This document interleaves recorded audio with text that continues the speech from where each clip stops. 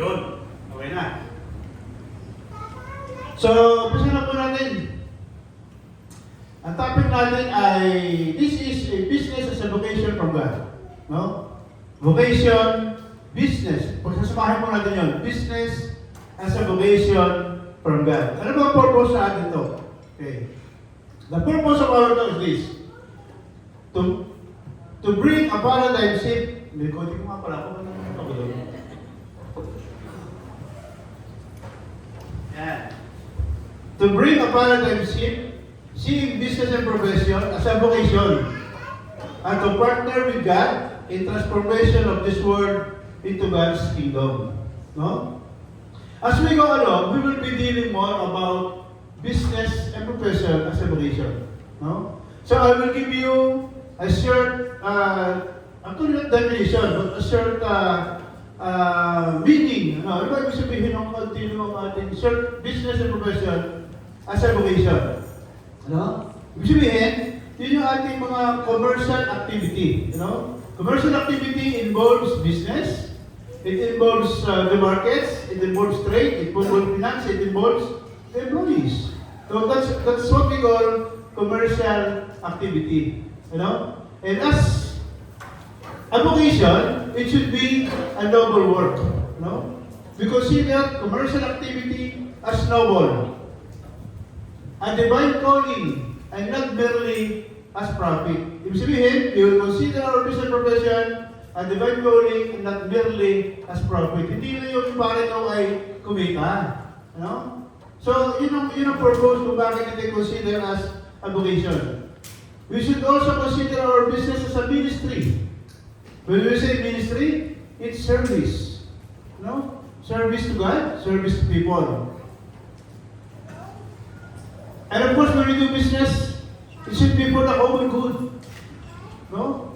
For the common good, and then to create more honorable works.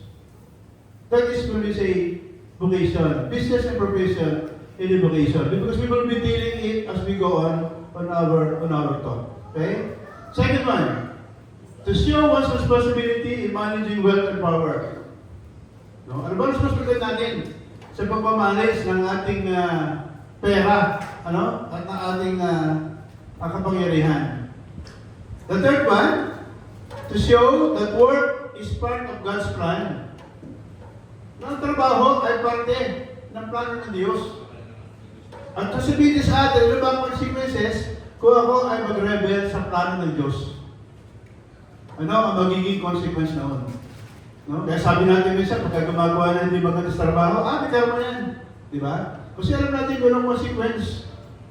Napagin ka sumunod sa God's plan, pero consequence yun. And the fourth one is to live out God's plan, our business, and profession to win the marketplace for Christ. No? So yun ang ating target na sa BCBB. No? To live out God's plan, our business, and profession to win the marketplace for Christ. Let's go to the introduction first. No?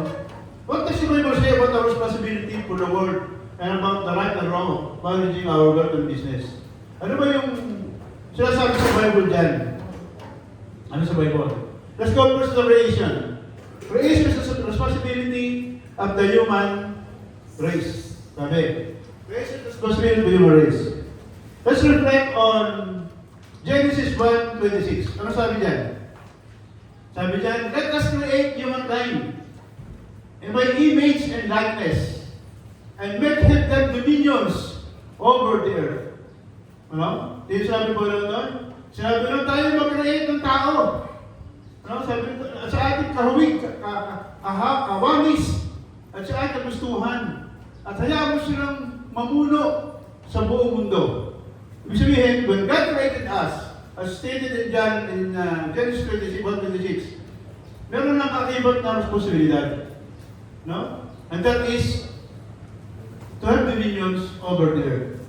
As we go along, in Genesis 1:28 naman, 1:26-28, 27-26 says, sabi ng Diyos yan, be fruitful, sabi ng Diyos, multiply, and fill the earth and subdue it. Sabi ng Panginoon ito sa Genesis 1:26-28, yung motivation. Sabi ng Diyos, Don't be fruitful. Tayo daw ay maging mabunga. Be fruitful and fill the earth and subdue it. And have dominions over all living things. Over the earth.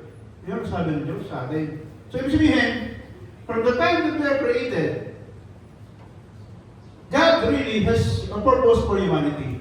May purpose talaga sa atin ng Diyos. Hindi tayo pinilang ng Diyos para lang. Hindi. Gusto ng Diyos kapartner na tayo. That's why, in His creation, in Genesis 1:28, sabi niya, when I created you, I give you responsibility. And that's our responsibility that we're talking about right now. The responsibility in our business, in our profession, in our works. No? Yun pag-uusapan natin dito. No? And in Genesis 1:31, sabi ng Diyos, natuwa siya.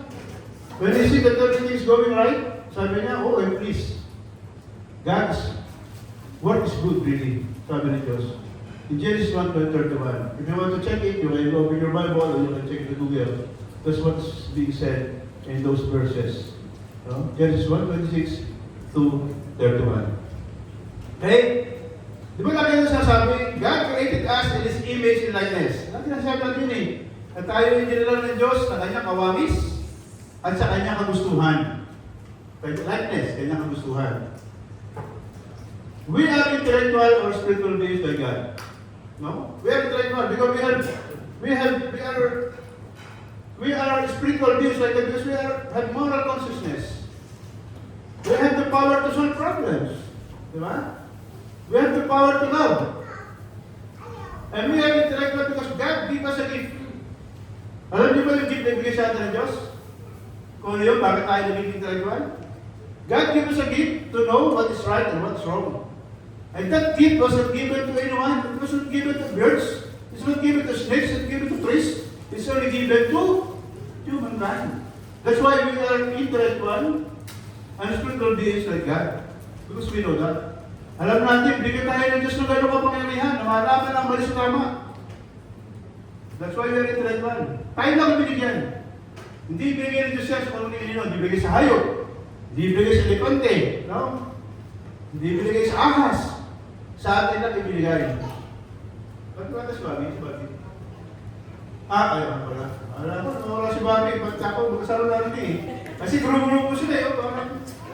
Parang wala si Bobby ng Bobby si Bobby. Please eh. Ang labi yung tanda na kasi eh. Labi yung tanda yan. The second one, we are God's representative to make God's presence on earth. Alam niyo ang unang panahon? Ang unang panahon. Tanda ko na talaga ng unang panahon. If you read the Bible, that time, yung mga hari ng unang panahon, ang ginagawa nila, papagawa sila ng kanilang statue, kamukha nila, kahawig talaga, image and likeness nila. Bakit? Para ipadala sa mga lugar malayo na hindi na mapuntahan. Para kunwari, sila i-present doon. Kasi para makita yung picture nila, imahe nila, di paano sila i-equal din, naroon din sa lugar na yun. Sabi nga sa mga far-flung areas na hindi marating. Kaya sa pagdala picture. And that also did that. He created humankind in His image and likeness to make His representative here on earth while He is busy there in heaven. No? I am 95% now. Tayo ginawa niya. That's why we are His managers. No? Tayo ang kanyang stewards dito sa lupa. Tayo ang kanyang tagapamahala sa lupa. Habang siya inaroon sa taas sa langit. No? Imagine mo yun, talagang bigyan tayo ng trabaho ng Diyos. Hindi tayo, sabi nga natin na tayo sinilang na sa mundo na basta na. No, hindi. Talagang sabi nga sa una pa lang, God created us with responsibility and purpose. Okay? Okay ba kayo? Baka naman mabilis ako. Nasa umpisa pa lang ako, ha? Introduction pa lang yan. Wala pa ito sa main pa natin. Iniisa-isa ko lang kasi this is connected doon sa ating may mismo topic natin. Okay? We are called to care for, sabi niya, we are called to care for, develop and bring perfection what God entrusted to us according to His will. No? So sabi ng Panginoon, we are called to care for, develop, and bring to perfection. That's why he said in Genesis 28, he said, kung sabi niya doon, be fruitful and multiply, sabi ng Panginoon, and fill the earth as a beauty. No? Because He wants us to grow, to develop and bring perfection to His creation.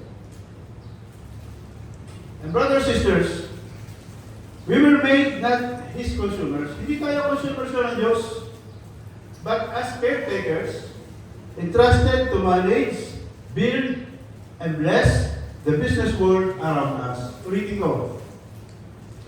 We were made not His consumers. Hindi lang tayo yung basta, ano ba consumers natin? Basta taga-kuha, taga-kain, o taga-ano.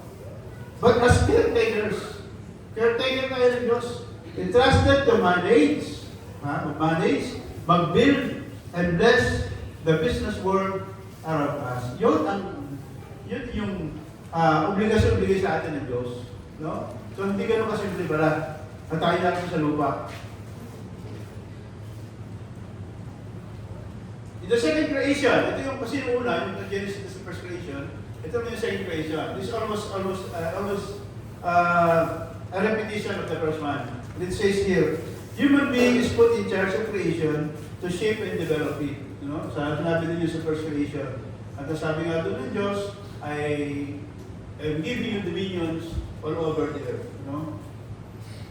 And to care for a finished creation, where God created a garden or something more like park, and then puts the human in charge of them. Genesis 2:15. No, then tayo doon sa garden to till it. No? He bring us to the garden to till it. So let's start out the main topic. Umpisa pa lang yan. We talk about 20 minutes na. That is introduction pa lang. Ay, ito sa main topic siguro another 3 hours ito. Mamuntahan na kayo. Heavy breakfast. Hindi pa. Hindi kayo dyan. So, what really is God's plan? Work in God's plan. Ibig sabihin yan. In first creation, kaya nasabi ko kanina, in Genesis 1:26, 28 to 31, it says, human race is established as God's representative on earth, with the vocation to care for it and develop it. Yun ang vocation natin. As a ministry, as when you say vocation again, it's a ministry, it's a service, para tayo ay kakaintindihan ng paliwanag. Po. In the same creation naman, God places the human being in the garden to till and keep it. Nilagay naman tayo doon sa garden para naman tayo magtrabaho. Ano? And all these things, brothers and sisters, implies work. Work is not a consequence of the sin. Human race must work to preserve, direct, and govern God's creation. No? Yun ang order sa atin ng Diyos. Human race must work to preserve, direct, and govern God's creation. No? Yung sabi sa atin si Genesis 1:28 yan. Labagin niya. And work is a noble thing. And part of what it means to be human. No? Kaya sabi ko kanina, business and profession is a noble thing. Noble thing yan. And brothers and sisters, for your information, for all of us, work is not punishment. Hindi punishment ng trabaho. It is a partnership.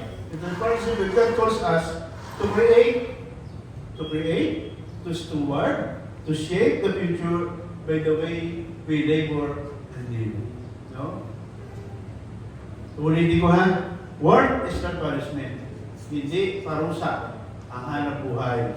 Sa halip, ito ay pakikipag tuwang sa Panginoon para tayo ay makakreate at tayo maging tagapamahala, tagapaghubog ng kinabukasan, no? Sa pamamaraang pagkatrabaho at pamumuhay. Yan, Tagalog po, Tagalog yan. Pagkatrabaho at pamumuhay. No? So yun pala, ang para sa atin ng Diyos sa ating mga trabaho, sa ating mga negosyo. No? But something changed. Sabi ng bago, something changed. Ano ba pagbabago niyo? In Genesis 3, human race rebelled against God. No? In Genesis 3, human race rebels against God. No? Mamaya bibigyan sa mga sample kung paano nag-rebel yung mga new race sa Diyos. Yung tayo ko sample niyan. And therefore, because they rebel against God, they suffered the consequences. No? Humanity chose rebellion over responsibility. That's how they rebelled against God. Humanity chose rebellion over responsibility. Sin distorted our vision, no? Turning dominion to domination, no? Cheating wage, exploiting workers, prioritizing wealth over human dignity. This is how Asian people times rebelled against God. Gawin pinamanda sa kanilang mga business sa negosyo. Kung sa ating salita ngayon, ang tawag doon ay parang binaboy. No? Yan ang isang term sa ating ngayon. Binaboy. That's why yung ating dominion na ibigay sa atin ng Diyos ay naging domination. Tayo na ang naghawak. No? And brothers and sisters, this is not just bad business. This is betrayal of our calling. No? When we do that, rebelling against God in our business and profession,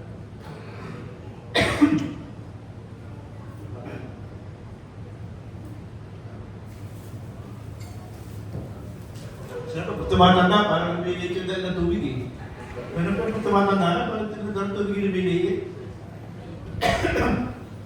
So again, this is a betrayal of our calling. But instead, their vocation of God's representative stewards over creation to change. But God did not abandon His plan. Hindi tayo naman ng Diyos sa lahat ng plano. He formed the nation to show the world of business and profession how to live justly.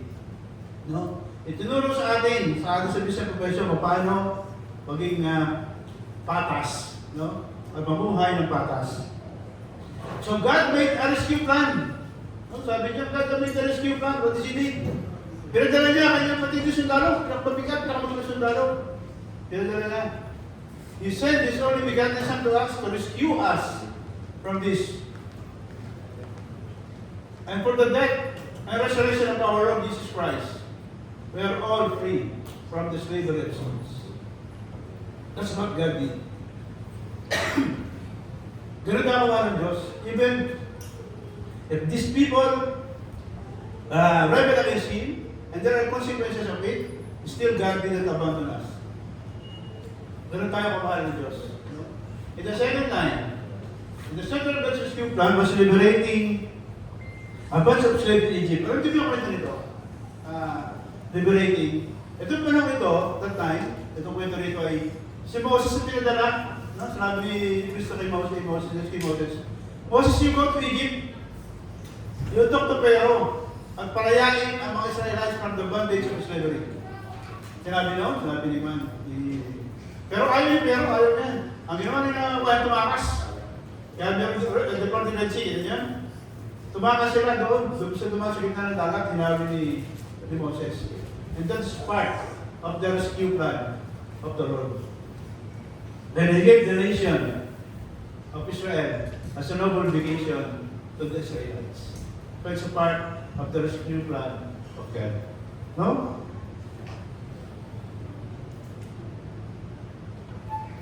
In Exodus chapter 19, verse 5 to 6, this declares the Lord, you shall be my treasured possession, a kingdom of priests, and a holy nation. No? It's a calling. It's a calling for all of us. And this calling doesn't end during Israel times only. Hindi tatapos doon, during the Asian times. It continues with each of us. It continues with each of us.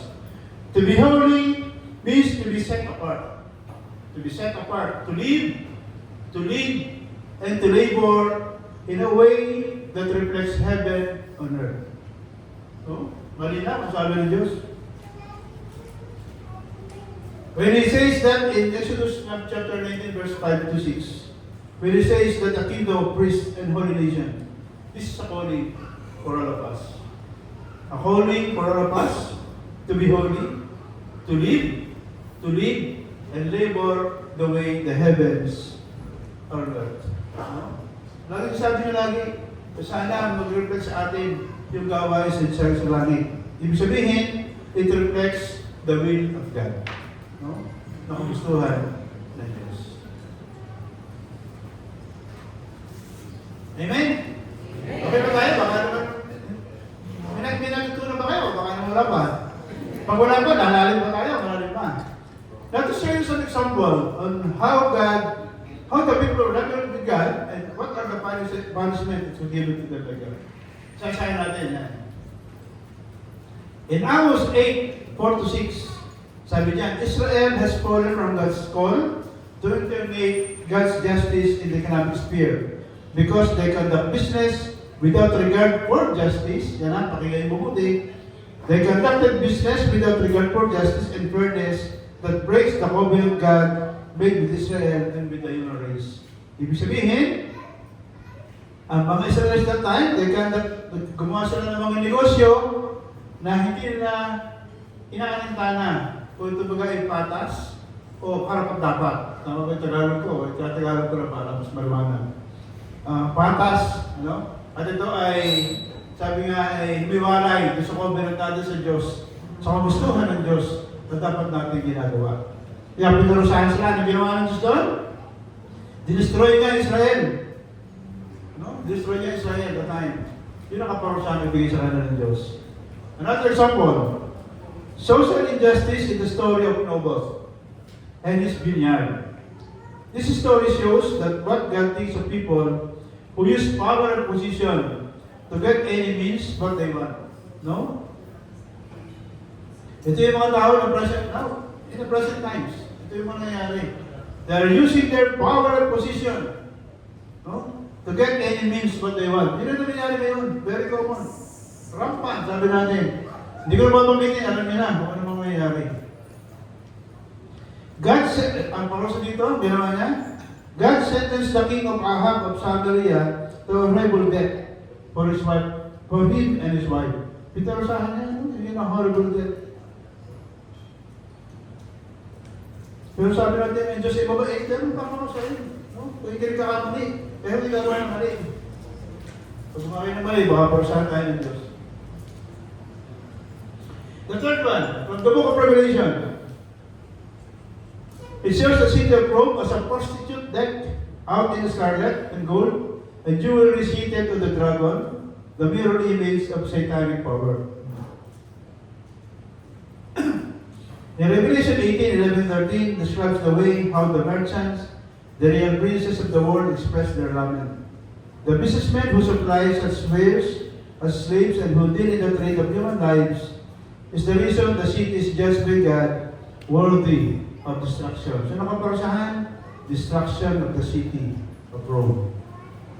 Furthermore, in Revelation 18, it warns us of the world system that collapses under its own greed. No? Dahil medyo makasakim, no? Kaya na-collapse yung ng sistema. The merchant of the earth weep and mourn, for no one buys their cargo anymore, including slaves and human lives. Yan ang kaparusahan ng Diyos sa kanila. Nawalan tuloy sila ng negosyo, nawalan ng business. Nawalan sila ng trade. No?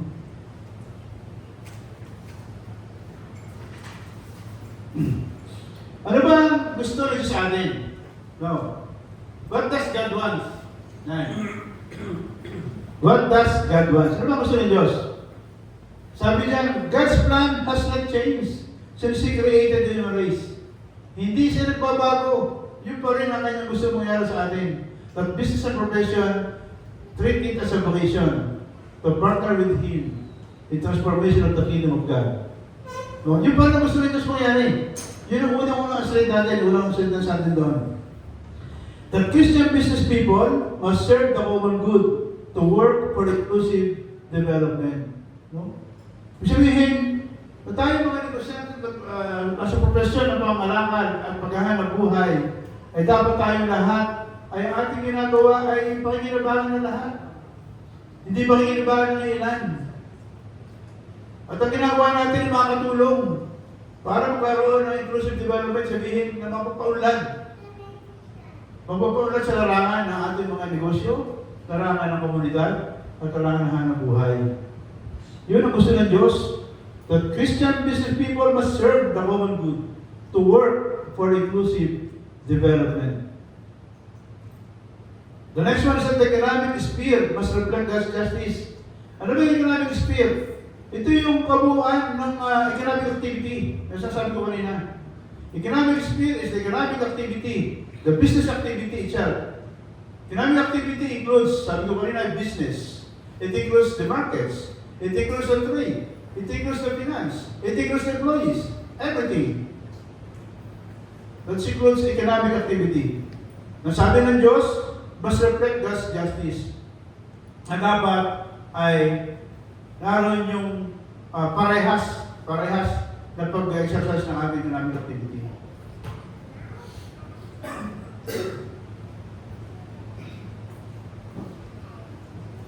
So ulitin ko that economic sphere must reflect God's justice. Economic sphere, sabi ko ulit, yung makabuuan ng business activity. That business people and others must partner with God in caring for the world to develop it into a place where human beings can flourish and not just select a minority. Sabi natin na sana lahat ng mga nilalang na nasa profesyon at negosyo na sana sila patuloy na magpaparte sa Diyos. Isipin nila God first in the world. No? And always think the benefit that should be given for the common good. Na para sa lahat, hindi para sa iyo lang. In Mark chapter 6 verse 8, wala po ito dyan kasi ako pwede sinisip ng mga verses eh. Pero dagdag ito kaya hindi makakita rin yan. Ano? In Mark 6 verse 8, and it says, it reminds us, what does the Lord requires from us? But to do justice, to love mercy, and to walk humbly with our God. That is what God wants from us. To do justice, to love mercy. Ako po walang problema dahil I always love mercy. Ayaw ko kayo. Ako po lagi, I always love mercy kaya hindi mo nawawala. And to walk humbly with our God. These aren't just values for prayer meetings. Hindi na ito values for prayer meetings. They are blueprint of how we run our businesses, serve clients, and trust our employees. Ang liwanag na sabi ng Diyos sa Mark 6 verse 8, isulat niyo sa inyong talaan niyan para matandaan niyo. This is not just values for prayer meetings. These are blueprint of how we run our business, serve clients, and trust employees. So that is what God wants from us. No? So the question is, where does one begin? Saan tayo mag-umpisa? Kung yun ang gusto ng Diyos sa atin, gagawin natin, saan tayo mag-umpisa? Anong oras ba ako? 9? 15? 12. Tingin mo, time na lang kayo dito. To begin with, the individual principles man and woman by living out the golden rule. Alam niyo ang golden rule? Siyempre, alam niyo ang golden rule. Ganito pa rin tuturo na yun. Do not do to others as you do not wish to be done to you. Ang isang version niyan, do to others as you would have others do to you. Diba? Pero yun, gawin mo sa iba, gusto mo sa'yo. Yung ayaw mo gawin sa'yo, huwag mong gawin sa iba. Ano? Ang ganda niyan, brothers and sisters, imagine if all business on earth, ito may binabasa ko pero ito may ginawa ko. Ano po? Imagine if all business on earth follow this. Kung natin susunod dito, imagine if you follow this in every deal that you have, in every policy that you make, in every decision that you make. Your workplace is not a separate world from God. No? It is your mission field. And your office become an altar of service. Sipin mo yun. Sasabihin ng, doon tayo sa opisina ni Brother David at para ka nasa simbahan. Ano po natin ba rin yan? Altar of service. Ibig sabihin, pagpasok mo doon, ang madin mo sa kanya ay talagang mga salita na aya-aya. Mga salitang kaloob ng Diyos. No? That is becoming our business office an altar of service. So remember the golden rule. No?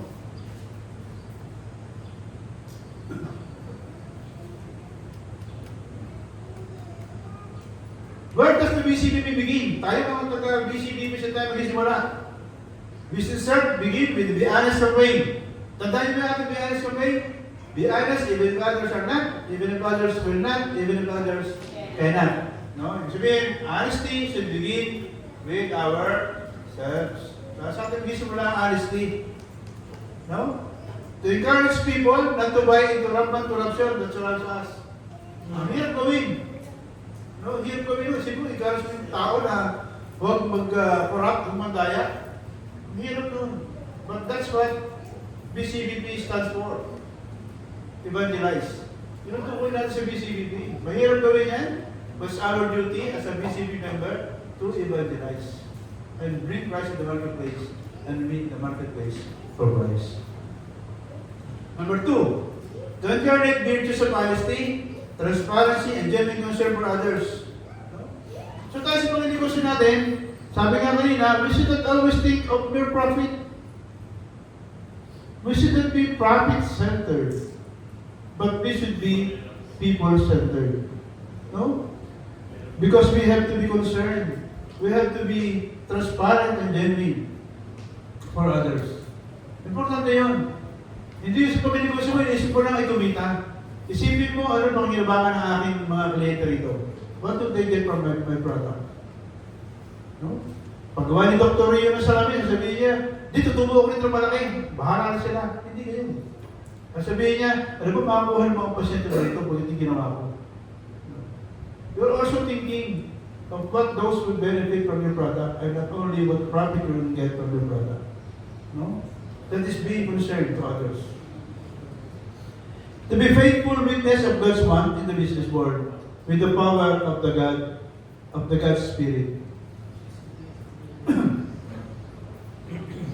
Brothers and sisters, God is not impressed by empires built on exploitation. Sabi natin, kung ang iyong negosyo, ang iyong mga hanap buhay, pinalaki mo, na marami kang apakan, marami kang tao na pinahirapan, God is not happy with that.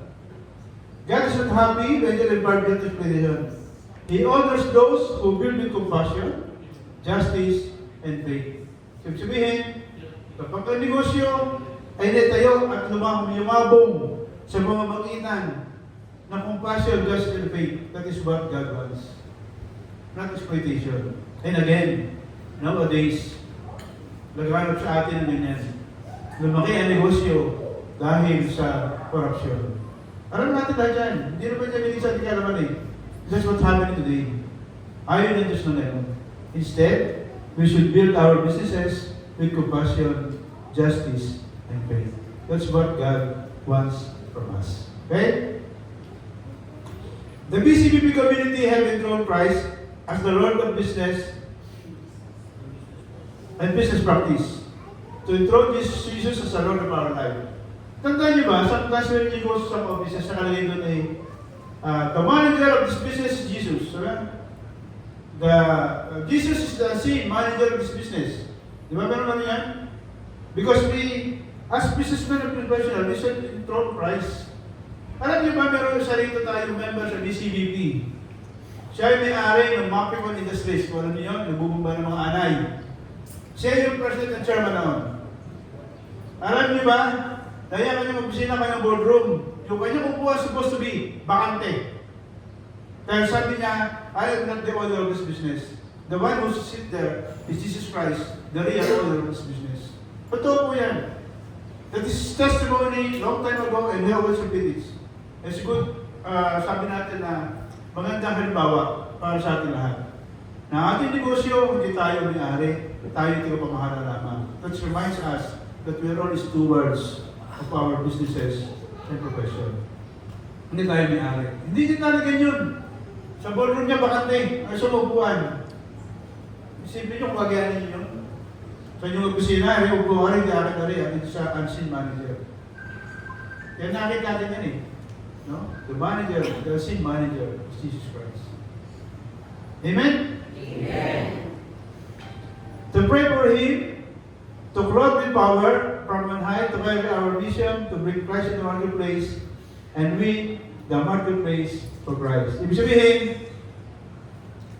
that's the Holy Spirit that works in us should manifest in us, so that Christ would be seen in us. Dapat makita sa atin si Kristo. Kung naglalakad ka, nagtatras ka sa negosyo, nakita mo maganda ang ginagawa mo, you're already evangelizing. You're already bringing Christ in the marketplace. No? So dapat pagpunta mo doon, nakita sa iyo, sa ayos ng paghahanap buhay mo, ayos ng pagnegosyo, si Kristo. And this is a way of how to evangelize and how to bring Christ in the marketplace and bring the marketplace for Christ. No? Pero kung hindi mo siya dito sa business mo, tapos dyan ka, nakita sa iyo puro ka nahingi ng tagdag, nahingi ng lagay, hindi si Kristo nakita sa iyo. No? Nakita sa iyo yung may buntot doon naman. Di ba? So, okay ba? Abot ka yata, 9:30? 9:15? Letter C. Ang haba pa niya, nakala nyo. To encourage our colleagues in business and in the profession to give lives. Kasi pinaghirapan ko ito gawin, kaya lang mahaba din ha. To encourage our colleagues in business and in the profession to give their lives to Christ so that together we can do what God wants in the business. No? Sabi nga kayo na, to show example, yung ating pag-evangelize. It's a good example also. In Romans 12, verse 1. Sana dapat nasa ko siya ng dalang Bible para mapusan mo. Romans 12, verse 1. But you can write into the Bible verse. It says, offer your body as a living sacrifice, holy and pleasing to God. This is your spiritual worship that includes your mind for strategy, your hands for work, and your heart for leadership. Ang ganda pakinggan, ulitin ko. This is a spiritual worship that includes your mind for strategy, your hands for work, and your heart for leadership. Ang ganda pakinggan. Of course, in winning the marketplace for Christ, we must change the face of business and the profession into the face of Christ.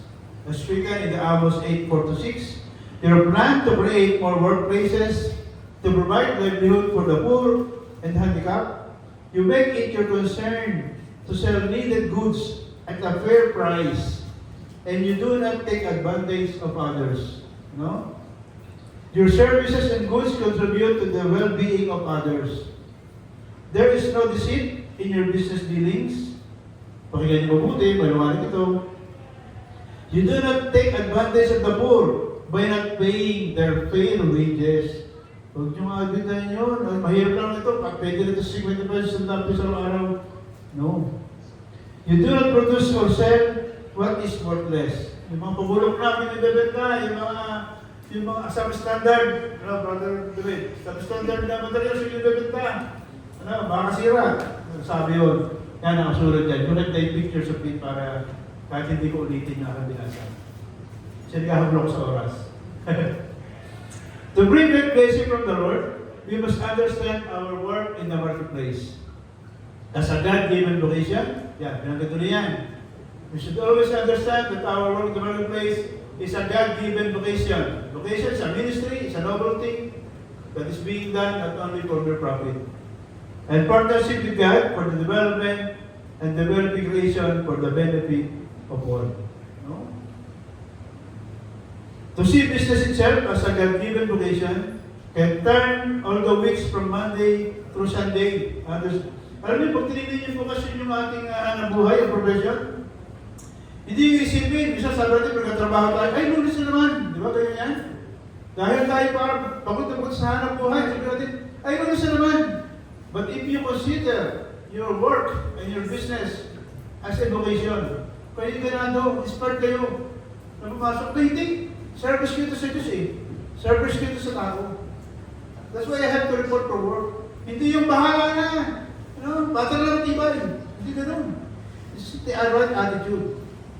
That's why God keeps reminding us that our core businesses should be treated as a vocation. It should be treated as a ministry.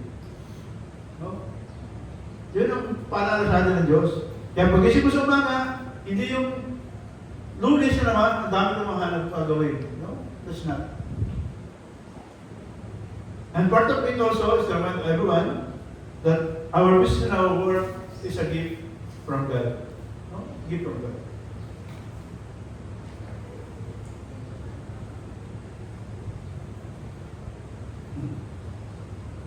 Before I mention the closing item, I just want to share this with you. Tatanungin natin about this sa atin. So what will you do with your influence? Ano gagawin nyo bilang kayo mga negosyante at professional, mga manager, kung ano man, ano gagawin nyo sa inyong circle of influence? What kind of kingdom will you build with your business build? Ano gusto nyo i-build sa inyong business? Is this through exploitation? Or is this through justice? Or fair practice? Would you pursue profit at any cost? Or will you partner with God to restore His order in the marketplace? Which one? This is not about being perfect, brothers and sisters. It is about being faithful. Faithful to your customers. Faithful to God's calling in your life. No? It's about faithfulness. Faithful to your customers. Faithful to God calling in your life. Today, God is calling you back to your original purpose. Yung original purpose na ito sabihin sa kanina. To see your business not as a job, but a sacred trust. Hindi lang basta ng buhay, hindi basta negosyo. You were created to represent God on earth, as mentioned in Genesis 1:26 to 28. To reflect His justice, to shine His light, to transform the way to do business in the way Christ would. No? Maliwanag. You were created to represent God on earth, to reflect His justice, to shine His light, to transform the way to do business in the way Christ would. So God is challenging all of us now. We have to rise up, lead boldly, build with integrity, and bring heaven values into the marketplace. Because this is not just business, brothers and sisters. This business and profession, this is God's work. No? Ulitin ko. We have to rise up. No? This is a challenge for us. We have to rise up, lead boldly, build with integrity, and bring heaven values into the marketplace. Because this is not just business and profession. This is God's work. No? Again, inuulit ko yun. It is God's work yung ating business and profession. That's why God wants us to partner with Him in our business and profession and treat our profession and business as vocation and a ministry. Okay? Tapos na po tayo. In closing, let us pray that the Lord may give us the wisdom and the courage to make a beginning in representing Him in our business environment. May He clothe us with the power of the Holy Spirit to partner with Him in changing the face of business into the face of Christ. So with that, thank you and good morning.